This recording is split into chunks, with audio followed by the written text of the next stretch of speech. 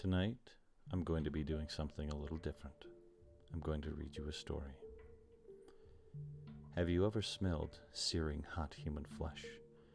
The penetrating power behind the tang that lingers in your mouth, coating your tongue while the smell wafts into your nostrils, is entirely insufferable. I can still remember the smell, the sounds, the scene. It was a truly indelible moment in my life.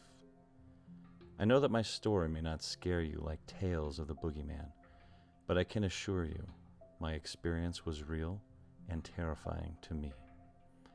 An experience I am willing to share with you now. It was 1967 in Seoul, Korea. Another early morning, waiting at the bus stop with a group of my fellow schoolmates. The synchronous sound of marching feet from the ROK Army soldiers filled the streets. Right beside the bus stop where I stood, an electric installation lineman climbed a wooden pole to work on a power box. I remember that he wore those climbing spurs that lumberjacks wore on their feet.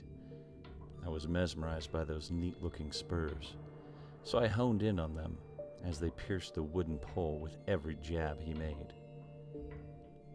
I was snapped out of my trance when a kid shouted that the bus was here. We all scrambled to get in line. It was always a race to see who would be first on the bus. Like it was some kind of a win, I say in a snarky manner. I personally could care less whether I was first on the bus.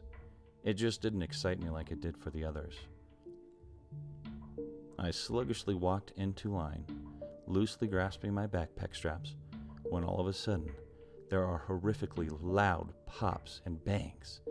Everything began moving in slow motion, like something out of a movie. I placed my hands over my ears. My heart is pounding so fast. We all ran into the streets as the hot electric rain began to shower down upon us. Smack! I hear a loud thud behind us. I swiftly turn around, and there he was. My eyes widely stretched as far open as possible. Shock and disbelief surging through me. I felt like I couldn't breathe. Out of the corner of my eye, I see the soldiers breaking formation, hastily running down the hill towards the smoking, charred man. The bus driver jumps off the bus, rushing all of us kids onto the bus for safety. We all crowded the windows, opening them to hear the commotion of what was going on. I couldn't take my eyes off his charred, smoking body. I've never seen anything like that. This man had to be dead. Smoke was literally rising from his feet. He had blackened hands and patches of burnt clothing clinging to his skin. Blood ran from his mouth and nose as the soldiers felt for a pulse. They spoke to the crowd stating that this man was dead. Police and medical personnel arrived shortly after the incident.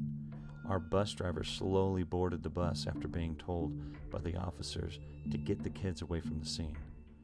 The bus had never been more silent. Some kids were sobbing and hugging one another.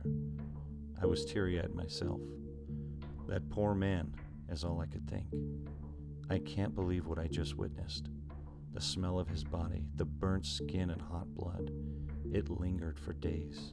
And now, 52 years after the incident, I will occasionally hear or smell something that takes me back to the day I was introduced to death.